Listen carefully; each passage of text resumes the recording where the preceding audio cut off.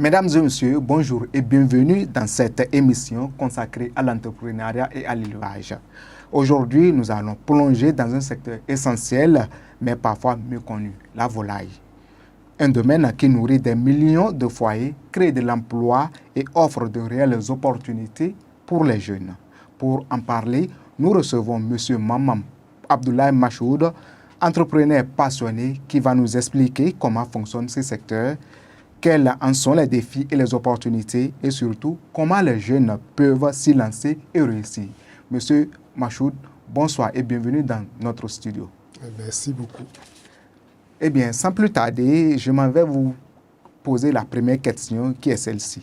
Pouvez-vous nous parler de votre parcours et de ce qui vous a motivé à vous lancer dans le secteur de la volaille? Oui, mon parcours est un peu atypique parce que je n'ai pas commencé par le secteur avicole. J'ai fait les sciences politiques et relations internationales à l'université de Parakou ici. En dehors de ça, je me suis essayé aussi au journalisme. Ah ouais. Oui. J'ai même créé la radio Campus FM ici à l'université de Parakou. Et j'ai parcouru pratiquement toutes les radios communautaires du Septentrion. À commencer par FM Nosina de Bembereke, Banigansi FM de Banikwara, Nane FM de Peonko, et puis Kwabli FM de Kérou. En tout cas, j'ai fait plusieurs radios du Septentrion. C'est après ça, je suis chargé à la communication d'une entreprise, d'une industrie. Et parallèlement à ça, je fais de l'élevage, de l'aviculture. Et là, c'est l'héritage de mon feu père.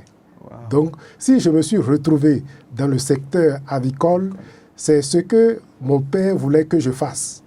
Mais jeune garçon, j'ai dit non, je veux faire le journalisme. Donc, c'est après son décès que je suis revenu sur ce qu'il voulait que je fasse. Donc, c'est après le départ du vieux que j'ai pris le chemin qu'il voulait que je prenne. Donc, voici ou voilà comment je suis rentré dans le secteur avicole. Bon, c'est un héritage, comme vous l'avez dit. Eh bien, concrètement, comment fonctionne la filière avicole de l'élevage à la commercialisation? Ou quelles sont les principales étapes ou acteurs impliqués dans ce secteur? C'est toute une filière. Et quand on parle de filière, c'est qu'il y a plusieurs sous-secteurs. Oui. Il y a les producteurs ou les reproducteurs ou les naisseurs, ceux qui s'occupent de fournir les poussins d'un jour aux éleveurs. En dehors de ça, il y a ceux qui s'occupent des intrants tels que la provende. Il y a également les éleveurs proprement dits qui s'occupent de l'élevage de ces volailles-là. Et puis, il y a le secteur de la commercialisation, de la transformation, avant de parler des clients finaux qui sont les consommateurs. Donc, c'est tout un secteur ou c'est toute une filière qui est très vaste. Et quand on parle de volailles, il y a encore des sous-secteurs tels que l'élevage des poulets, l'élevage des pintades, des dindons, des canards, ainsi de suite. Donc, chacun se spécialise dans le domaine qu'il pense que c'est rentable. Moi, je me suis spécialisé plus dans les pintades. Bien. Quels sont aujourd'hui les principaux défis auxquels font face les entrepreneurs dans ce domaine, parlant du coût, de l'alimentation, de la réglementation, le marché et tout? D'abord, c'est la réglementation. C'est vrai, les textes existent, oui. Mais souvent, nous ne respectons pas ces textes-là. Oui. Parce que, par exemple, il y a des arrêtés interministériels qui parlent, par exemple, de la distance pour créer une ferme ou pour créer une exploitation avicole. Et actuellement, on constate que, bon, c'est vrai, la réglementation existe et on fait l'effort de respecter cette réglementation-là. En dehors de ça, oui. Il y a le financement.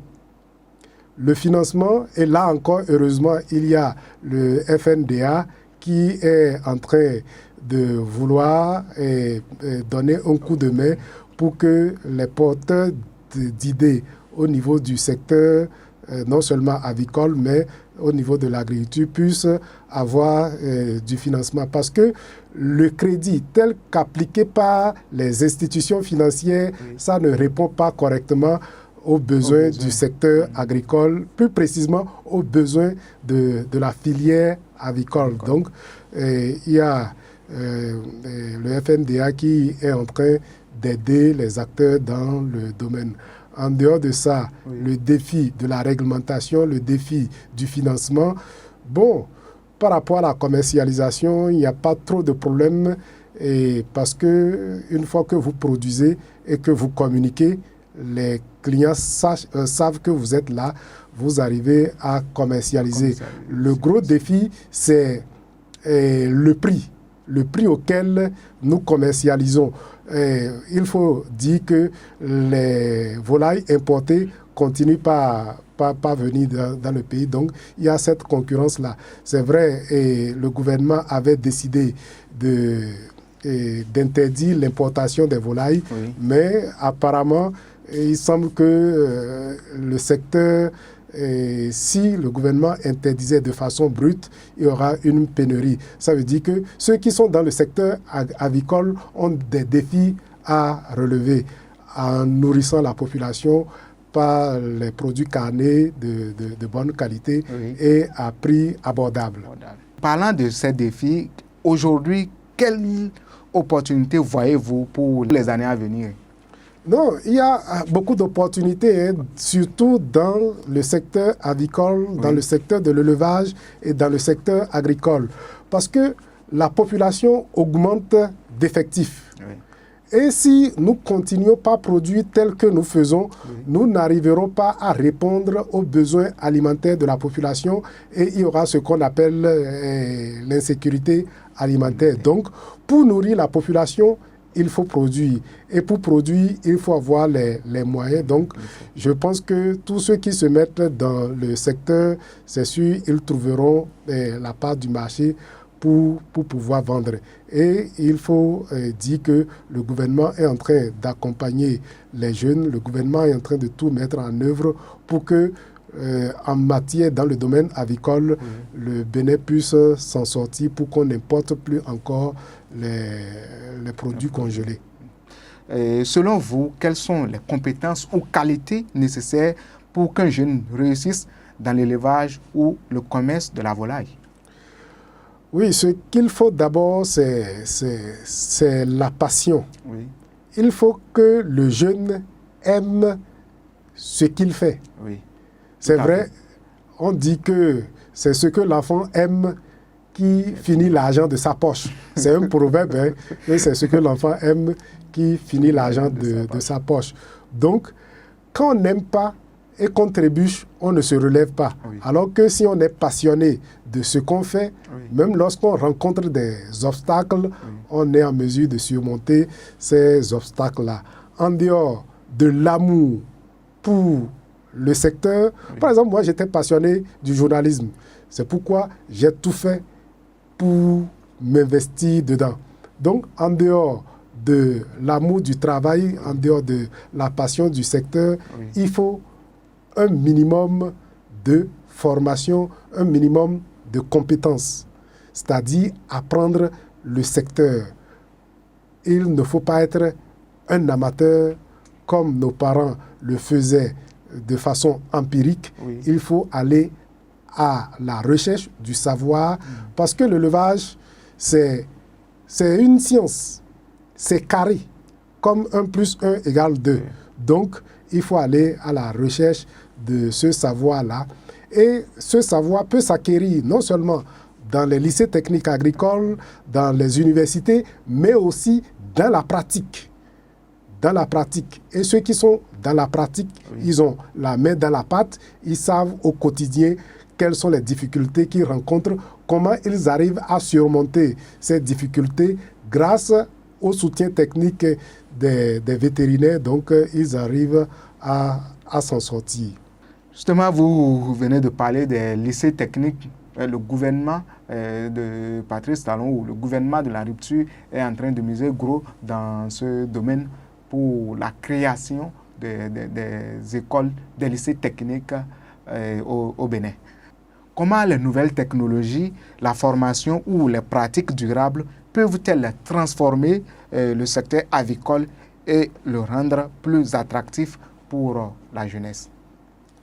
Oui, la technologie, la science accompagne la production. D'abord, pour parler même de la production, oui. Et actuellement, les éleveurs, ceux qui se mettent au niveau du maillon de la production, de la reproduction, utilisent les couveuses, les incubateurs, comparativement aux parents au village qui continuent pas à faire la couvaison naturelle des œufs.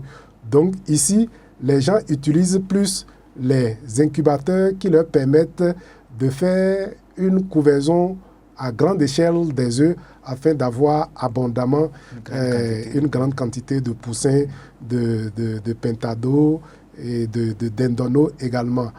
En dehors de ça, oui. Nous sommes à l'aide de la communication digitale ou du marketing digital. Oui. Si les gens ne savent pas ce que vous faites, oui.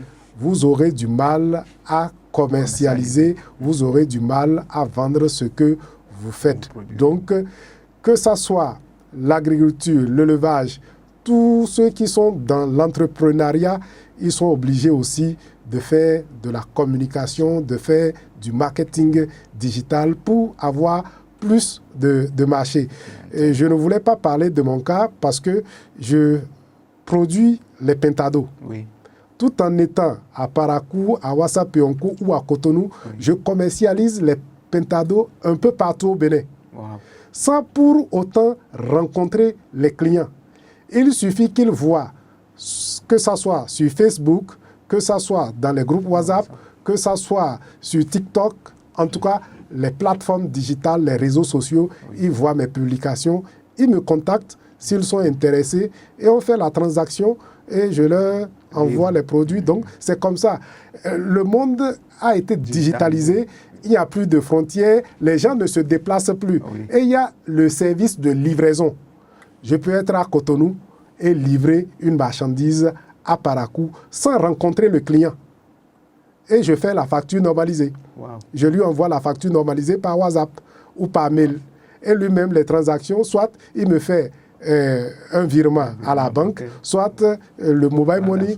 Voilà, les transactions, c'est une question de confiance, c'est une question de fidélité et le problème est résolu. Donc, que ça soit les nouvelles technologies vont dans la droite ligne pour faciliter le travail au niveau de l'entrepreneuriat. Maintenant, par rapport au volet durable, oui. Le respect de l'environnement. L'élevage ne se fait pas en agglomération. Oui, il faut respecter certaines règles de l'environnement pour pouvoir faire de l'élevage. Par exemple, j'ai dit au début, je me spécialise plus dans l'élevage des pintades. La spécificité des pintades, c'est leur bruit. Donc, on ne peut pas faire l'élevage des pintades là où il y a assez d'habitation. Pas même assez d'habitation, là où il y a un voisin. Le voisin va se plaindre oui, des bruits des pintades. Oui. Donc, vaut mieux aller faire l'élevage des pintades carrément au niveau de la ferme. Et là, vous savez que vous êtes loin de la population. Ça nous évite même des problèmes. Voilà. En dehors de ça, oui. Il y a l'utilisation de l'énergie renouvelable. L'utilisation, par exemple, des panneaux solaires pour l'incubation ou la couvaison des œufs. Parce qu'il y a maintenant les couveuses solaires. Oui. Et là, c'est les gens qui sont dans les milieux où il n'y a pas le réseau électrique conventionnel. À la ferme, je suis là, il n'y a pas l'énergie électrique de la SBE. Oui. Donc, à travers le panneau solaire, je peux faire fonctionner mon incubateur. Donc, tout est mis en œuvre pour qu'on puisse respecter l'environnement. Et les fientes même des volailles Ça, c'est de l'engrais organique pour pouvoir fertiliser le sol. Il y a aussi la gestion des eaux usées, tout comme fait. Et actuellement, les entrepreneurs, surtout dans le domaine avicole, ils sont invités à respecter l'environnement ou protéger l'environnement à travers leur production. Et la réglementation est là, et que ce soit les lois, les arrêtés sont là pour pouvoir respecter la durabilité ou l'environnement. Alors, Monsieur Machou, dites-nous, comment faire pour que les volailles ne meurent pas? Oui, pour que les volailles ne meurent pas, il faut bien prendre soin d'eux comme une maman prend bien soin de son bébé. Parce que les animaux, pour les éleveurs, constituent ce que sont les enfants pour les parents. Et prenons l'exemple d'un peul. Le bœuf, pour le peul, est très important. Je ne dirais pas plus important que l'enfant, mais le bœuf est très important pour le peul. Donc c'est comme ça, pour ceux qui sont dans le domaine avicole, les volailles sont très importantes pour eux. Donc pour que ça ne meure pas, on les soigne. Avant de les soigner, prévenir vaut mieux que guérir. Donc il faut prévenir les maladies. Et pour prévenir les maladies, il y a ce qu'on appelle la biosécurité. Il ne faut pas amener des volailles étrangères dans votre basse-cour sans faire ce qu'on appelle la quarantaine. Il faut déparasiter mensuellement les volailles. Pour l'homme, le déparasitage se fait chaque 3 mois, selon ce que les agents de santé disent. Mais nous ne faisons pas ça pour nous les hommes. On peut faire 2 ans sans se déparasiter. Non, c'est la vérité. Il faut se dire la vérité. Or, pour les volailles, comme le déparasitage est mensuel, donc on est obligé de déparasiter de façon mensuelle les volailles. C'est surtout les vers intestinaux qui peuvent tuer les volailles. En dehors de ça, il y a de ces petites maladies. Et on vaccine les volailles comme on vaccine l'homme. Que ce soit l'aviculture traditionnelle, l'élevage qu'on fait au village, et la période s'approche. Les campagnes de vaccination sont actuellement en cours pour les volailles dans les communes. Avant que l'épidémie, la peste aviaire vienne, il y a les vétérinaires qui organisent une campagne de vaccination dans les communes pour prévenir la peste, parce que c'est l'harmattan qui véhicule les microbes, ainsi de suite. Donc, pour éviter la mortalité, il faut d'abord prévenir à travers ce qu'on appelle la biosécurité. Ne pas rentrer n'importe comment dans le poulailler, éviter d'introduire de nouveaux sujets sans passer par la quarantaine. En tout cas, il y a plusieurs trucs à faire pour éviter les maladies. Et une fois que la maladie vient, il faut soigner l'animal qui est malade. Et pour ça, si vous n'êtes pas spécialiste, rapprochez-vous d'un spécialiste en santé animale. Ça peut être un assistant vétérinaire ou un vétérinaire. Tout comme nous connaissons les agents de santé pour nous les hommes, c'est comme ça, celui qui fait l'élevage doit pouvoir connaître l'agent de santé de ce qu'il fait en termes de l'élevage. Merci beaucoup, M. Machou, pour ces détails très importants. Excusez-moi, je suis un peu curieux de savoir comment travailler dans ce domaine pour gagner de l'argent. Pour gagner de l'argent dans le domaine avicole, il faut changer la façon de faire. Nous ne pouvons pas continuer par faire l'élevage des volailles tel que les parents le font au village, tel que nous le faisons à la maison et prétendre gagner de l'argent dedans. Parce que ici, nous faisons de l'élevage familial, de l'élevage traditionnel. Ça ne peut pas être rentable. Pour que ça soit rentable, il faut améliorer la façon de faire l'élevage. Améliorer en faisant quoi? En utilisant par exemple une couveuse. Une couveuse artificielle, parce que quand on parle de couveuse, la poule couve les œufs, donc la poule aussi est une couveuse. Il faut utiliser une couveuse artificielle. Une couveuse, ça dépend de votre objectif. Oui. La couveuse peut être d'une capacité de 100, 200, voire même 1000 œufs. En utilisant la couveuse, d'abord, il faut savoir qu'est-ce que la couveuse. Les gens ont étudié les comportements d'une poule qui couve les œufs. Oui. Et ils se sont dit, ils peuvent reproduire ce que fait la poule. D'abord, nous allons essayer de nous rappeler qu'est-ce que la poule qui couvre les œufs fait. D'abord, pour avoir les poussins, Oui. la poule doit pondre les œufs. Si elle pond un certain nombre d'œufs, Oui. elle va se coucher sur les œufs.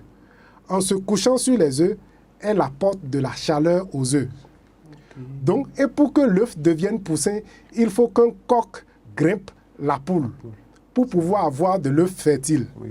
Par exemple, les œufs qu'on vend au marché, qu'on appelle habituellement les œufs de table, Oui. même si une poule se couche sur ces genres d'œufs, l'œuf là ne deviendra jamais poussin.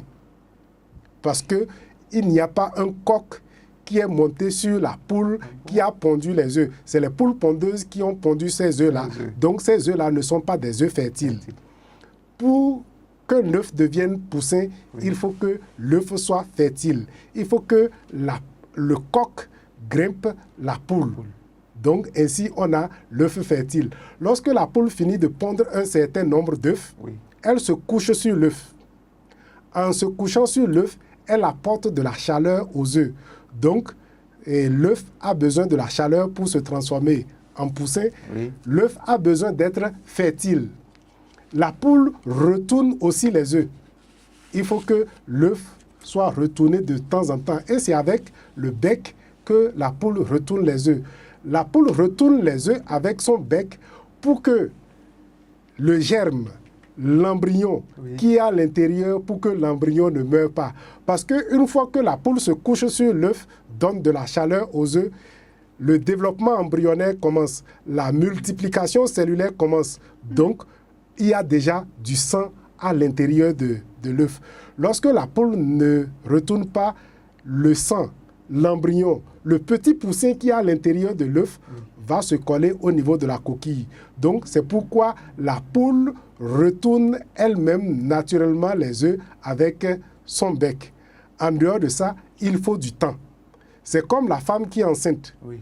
Il faut 8 à 9 mois avant que le bébé ne se développe et sorti. Donc, c'est comme ça aussi pour l'œuf.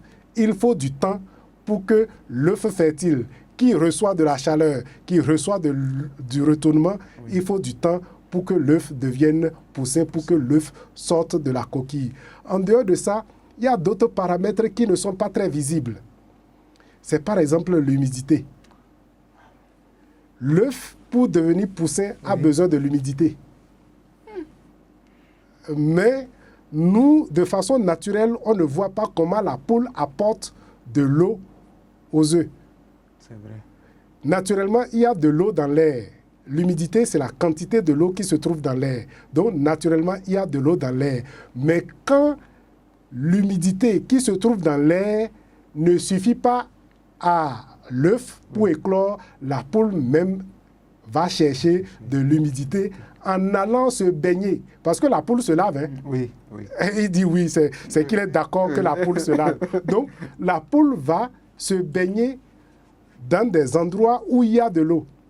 Dans du sable mouillé, à côté de la jarre, derrière la douche, où il n'y a pas de puisard, et à côté du puits, où là on a versé de l'eau après avoir lavé les assiettes. Donc, la poule va se laver là. Ah, au moins, ces comportements, j'en ai vu. Voilà. En se lavant là où il y a de l'eau, la poule arrive à avoir un peu d'humidité dans ses plumes pour aller se coucher encore sur les œufs. Voilà comment la poule apporte de l'humidité aux œufs. En dehors de ça, il y a l'aération. Donc, de temps en temps, la poule se lève pour avoir de l'aération. J'ai oublié de vous parler d'un bon cadre. C'est important. Pour que l'œuf devienne poussin, il faut que la poule aille pondre l'œuf dans un cadre sécurisé, dans un cadre qui lui permet de couver les œufs en toute tranquillité. Et si nous faisons attention, nous allons voir, avant de pondre le premier œuf, c'est le coq et la poule qui cherchent ensemble l'endroit. Oui. Ah, il dit, pour dire, voilà, c'est comme ça. C'est le coq qui indique souvent à la poule là où il faut pondre les œufs. C'est comme l'homme et la femme qui cherchent, quand on drague, on courtise, qui va chercher, qui s'occupe de la chambre. Donc, et le coq cherche un endroit avec la poule pour pondre les œufs. C'est parce que le coq est conscient que l'œuf que la poule porte, la poule porte leur enfant. C'est pourquoi le coq cherche avec la poule là où il faut pondre les œufs. S'il n'y a pas de coq dedans, la poule peut pondre les œufs un peu partout. Oui. Pondre aujourd'hui ici, aller pondre là-bas demain. Au moins, on voit ça comme ça, mais on ne savait pas pourquoi. Bon, c'est ça. C'est le mystère qui se cache derrière. Un éleveur est un observateur. Parce que l'animal, la poule, le coq, la pintade, n'ont pas de bouche. L'animal n'a pas de bouche pour s'exprimer, pour dire, voilà, je suis malade. Si l'éleveur n'est pas observateur, il ne peut pas constater que cet animal n'est pas en bonne santé. Donc, c'est toutes ces observations-là que les gens ont eu à faire pour dire, nous pouvons reproduire exactement ce que la poule fait pour avoir des poussins. Parce qu'il y a 7 paramètres. Je vais les citer pêle-mêle. Je vous avais parlé d'un cadre sécurisé, de l'œuf qui doit être fertile, de la chaleur. Oui. Et l'humidité. Je vais vous expliquer d'où est-ce que provient la chaleur que la poule procure aux œufs.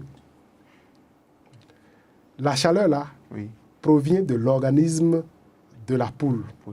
Maintenant, qu'est-ce qui donne la chaleur à l'organisme de la poule? Point d'interrogation.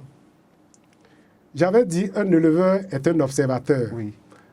En tant qu'observateur, lorsqu'on prend une poule qui a des œufs dans son organisme, on constate que la poule pèse. Oui. Et lorsqu'on l'éventre, on l'égorge, on constate qu'il y a de la graisse à l'intérieur. Donc ça fait déjà 2 constats. Lorsqu'on prend une poule qui a des œufs dans son organisme, elle pèse, elle est lourde. En dehors de ça, quand on la tue, en dehors des grappes de jaune d'œufs qu'on trouve dans le ventre, on trouve qu'il y a assez de graisse dans l'organisme de la poule. C'est pour vous permettre de savoir d'où provient la chaleur que la poule procure aux œufs.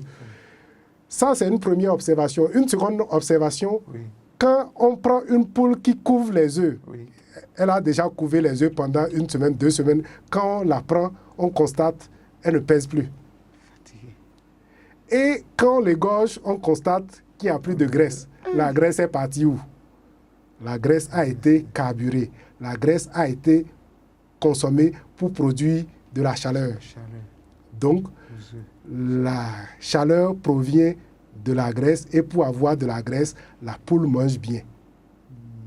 Conclusion, c'est ce que mange la poule qui lui permet d'avoir de la chaleur pour pouvoir couver les œufs.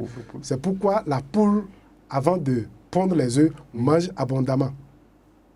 Donc, nous avons parlé de cette chaleur, du retournement, et on a vu pourquoi la poule retourne les œufs.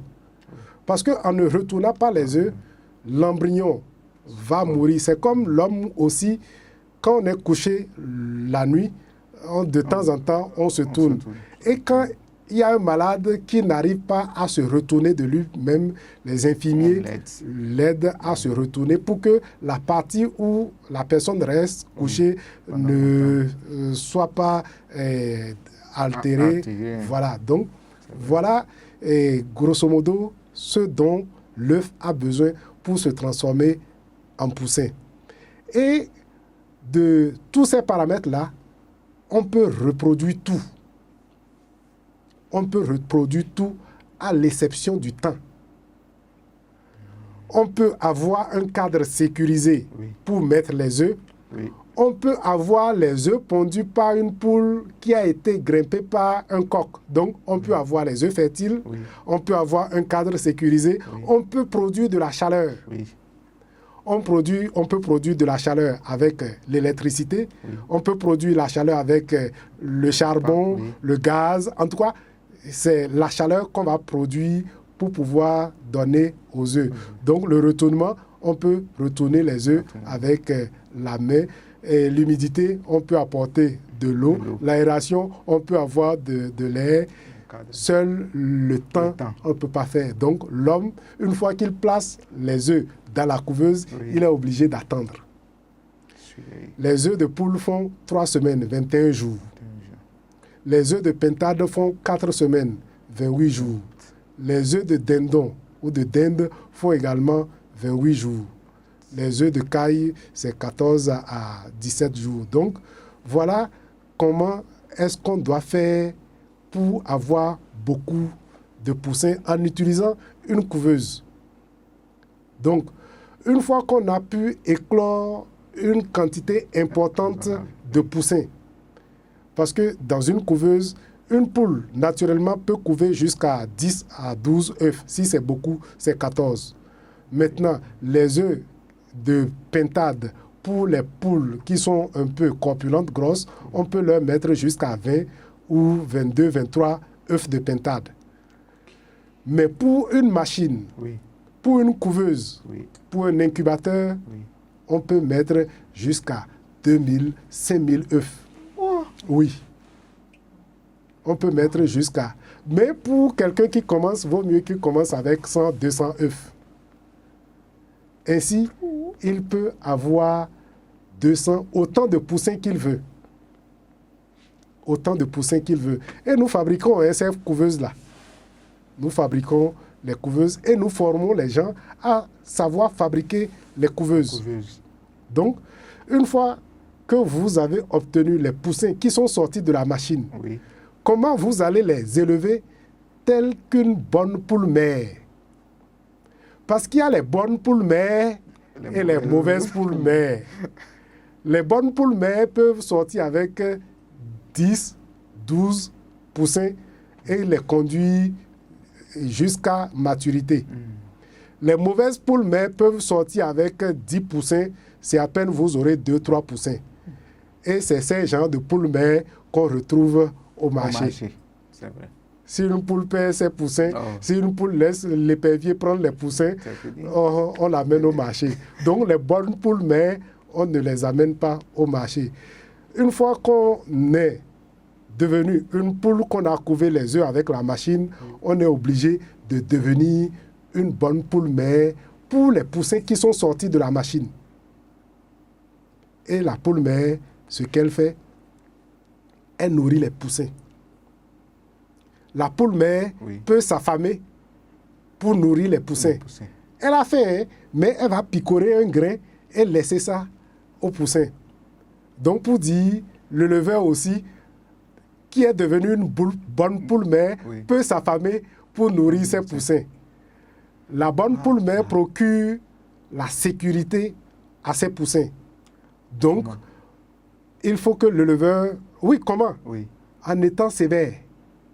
Comment? En renvoyant les chiens, les chats, les serpents, les éperviers. Même l'homme. Voilà, même l'homme. C'est vrai, je me rappelle. Vous vous approchez d'une bonne poule mère, elle va protéger ses enfants. C'est comme ça aussi, le leveur qui est devenu une bonne poule mère est tenu de protéger les poussins. Protéger contre les prédateurs. Protéger contre les souris, en tout cas tous les prédateurs.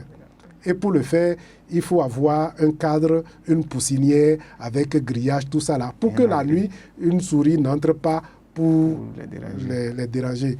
Donc, un homme, une femme peut devenir une bonne poule mère, plus que même la poule mère, pour pouvoir élever 200, 300, 400, 500 poussins ou pentados sans mortalité. C'est le défi que nous, les éleveurs, on se lance. Et c'est le défi que je lance aux clients qui achètent les pentados chez moi. Je leur dis, si vous arrivez à démarrer, on parle de démarrage, si vous arrivez à élever pendant un mois 200 pentados sans qu'aucun ne meure, je vous donne 20 000 francs. C'est un défi. Si vous arrivez à élever 200. Sans qu'aucun ne meure, je vous donne 20 000 francs. Mais si un ou deux, si ça meurt, vous me donnez 20 000 francs. Ouais. Pour ça, pour relever le défi, Oui, il est obligé de tout faire pour devenir une bonne poule mère. Oui. La nuit, on ne doit pas dormir. On doit veiller pour chauffer les poussins, les pentados, comme une poule mère couvre les poussins la nuit. Si un poussin est malade, pour que ça ne meure pas, le leveur est obligé de l'écarter et le soigner, le traiter. Que ça ne soit trop C'est tard. comme la maman qui a son enfant malade. Oui. L'enfant qui est malade devient l'enfant chéri de la maman. Oui. La maman ou la mère oublie d'abord les autres enfants pour s'occuper du malade. Oui. C'est ce que l'enfant veut manger là. C'est ça, la mère va lui chercher. Mais si la maladie finit là, l'enfant dit je veux manger Yam Piré, la mère va dire Liam que ton papa a acheté là, il faut lui dire c'est fini. Alors que lorsque l'enfant était malade, la mère donnait à l'enfant Donc voilà ce qu'il faut faire pour avoir beaucoup de poussins, beaucoup de pentados, pour que vous puissiez vendre et avoir un peu de revenus. Quel message ou conseil aimeriez-vous donner à un jeune qui souhaite aujourd'hui se lancer dans la volaille, mais qui hésite par peur du risque ou du manque de moyens? Oui, et il a peur. Oui. Il faut dépasser les peurs. La peur ne guérit rien. Vous avez parlé du manque de moyens. Oui. Le premier moyen, c'est le moyen humain. C'est l'homme en bonne santé. Oui. Et un homme en bonne santé qui a des idées peut arriver à avoir les autres moyens tels que les moyens matériels et les moyens financiers. L'essentiel, c'est d'avoir d'abord non seulement des idées, mais d'aimer ce qu'on fait. Une fois qu'on a l'idée, on est passionné de ce que nous faisons et ça peut marcher. Donc, il suffit d'avoir la passion et aller à la recherche de la connaissance théorique et la connaissance pratique. La connaissance théorique, on l'acquiert lors des renforcements de capacités, lors des formations au niveau des écoles ou universités, mais la formation pratique, et c'est sur le terrain, c'est au niveau des exploitations avicoles. Donc, il faut que les jeunes aillent faire des stages au niveau des exploitations avicoles pour acquérir les compétences, pour avoir de l'expérience. Merci beaucoup, M. Machoud, pour ces explications qui viennent à point nommé pour nos chers internautes. C'est moi qui vous remercie. Chers internautes de BLTV, nous sommes à la fin de cette émission. Un grand merci à M. Mamam Abdoulaye Machoud pour ce partage passionnant. Vous l'avez entendu, la filière volaille est un secteur d'avenir, plein de défis, mais aussi de réelles opportunités. Le message est clair. N'hésitez pas à vous lancer en commençant par de bonnes bases et avec de la persévérance. L'avenir de ce secteur essentiel se construira avec vous. Merci à nos cadreurs Faiz et Josiane pour leur travail. D'ici là, portez-vous bien.